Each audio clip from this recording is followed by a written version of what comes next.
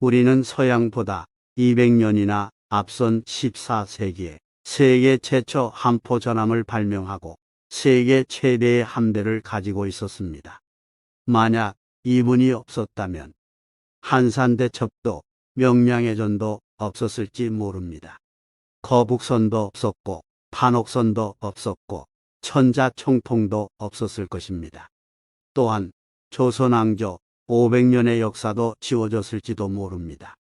태조 이성계는 홍건적과 왜구를 격퇴하여 백성들의 지지를 얻고 고려를 멸망시키고 조선을 세웠습니다.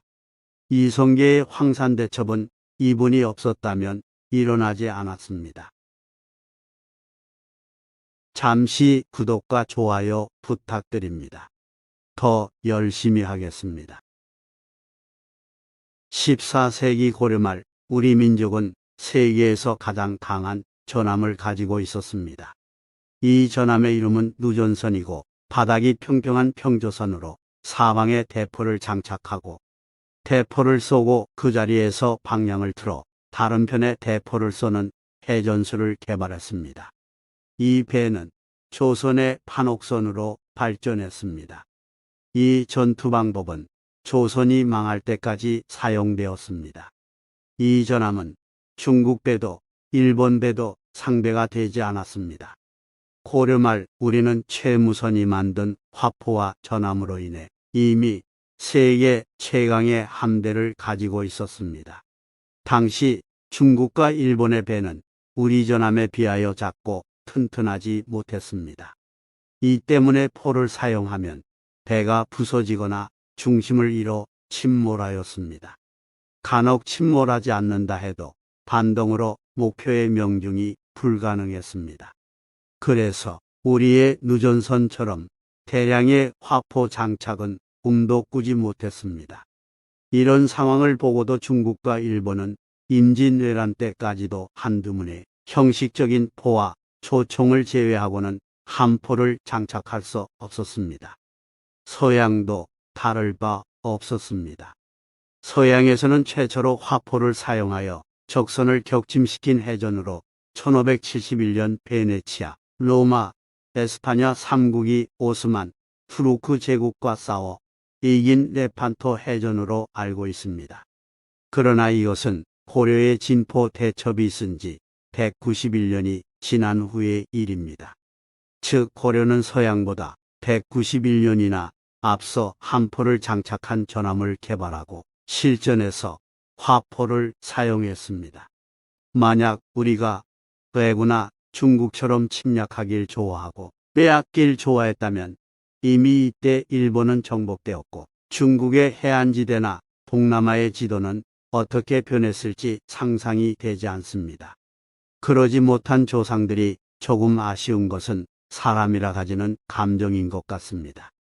진포대첩은 한산대첩과 비견할 만한 대승입니다. 1380년 왜구들이 500척 3만의 대규모 선단을 꾸려 고려에 침입합니다.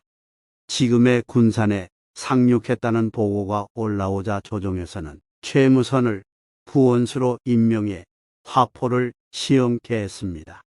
진포에 이른 100여 척 3,000명의 고려 수군은 왜구 선단을 향해 각종 함포 사격을 가했습니다.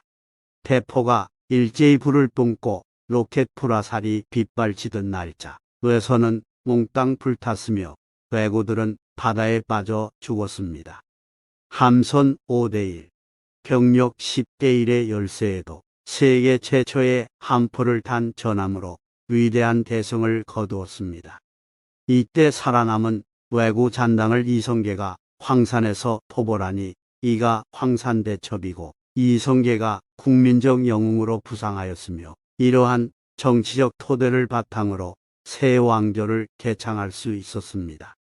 이 때문에 조선 초기에는 고려의 과학자이자 장군이었던 최무선의 공로가 저평가되었고 후대로 가면서 그 중요함을 알게 되었습니다. 고려는 진포대첩에 여세를 몰아 1383년 5월 정지의 관음포 대첩, 1389년 2월 박이의 대마도, 정벌 등 왜구를 토벌하였습니다. 이로써 임진왜란 전까지 왜구가 우리나라에 대규모로 침입하는 일은 사라지게 되었습니다. 진포대첩의 전술은 200여 년 후에 일어난 임진왜란에서도 사용될 정도로 선진적 전술이었습니다. 일본은 진포대첩과 연이은 왜구 소탕전으로 박살이 났지만 200년 동안 배운 것이라고는 조선을 겨우 중국으로 가는 징검다리 정도로 무시하는 오류를 범하여 다시 이순신 장군에게 같은 방식의 대패를 겪게 됩니다. 또 백만이라는 무고한 살상의 주범이 됩니다. 이때 조선의 인구는 1000만으로 추정되니 100만의 사망자와 그 2배 이상의 부상자를 생각하면 치가 떨립니다. 그 이후에도 조선 수군의 전술의 모델이 되었습니다. 그러나 불행히도 서양과 일본이 고항거포의 전함을 만들 때 조선의 수군은 더 이상의 변화가 없었습니다. 이 때문에 나라를 빼앗기는 치욕을 겪었습니다. 그로부터 100년 대한민국은 전 세계에서 부러워하는 조선 강국, 방위산업 강국이 되어 있습니다. 세계 최초의 함포 장착 전함을 만들고 세계 최강의 함대를 보유했던 우리 민족의 애국심과 애민정신 창의성을 물려받았기 때문이라고 확신합니다.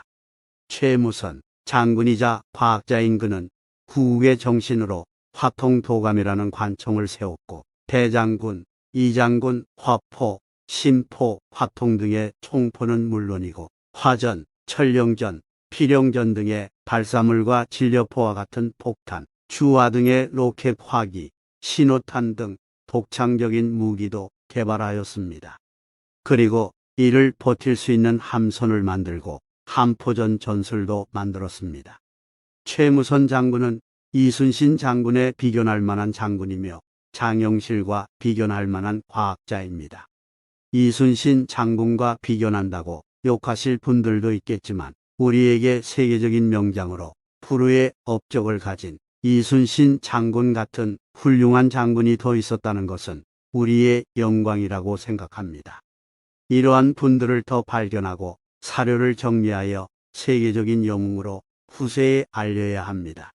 최무선 같은 세계적인 명장이자 과학자인 분이 겨우 우리 입에서나 떠도는 인물이 되어서는 안 됩니다. 이순신 장군과 함께 세계적인 한류 역사 인물이 되어야 한다고 생각합니다. 이러한 분들이 영국의 넬슨 제독 이상의 역사적인 자리를 차지할 때 우리나라를 만만히 보는 중국과 일본 그리고 서양의 많은 국가에게 무서운 전투 민족 한민족은 훌륭한 역사와 조상을 가진 우러러보는 민족으로 우리의 영광은 더 빛날 것입니다. 평화를 사랑하는 세계 최강의 전투 민족이 우리라는 것이 자랑스럽습니다. 구독과 좋아요 부탁드립니다. 감사합니다.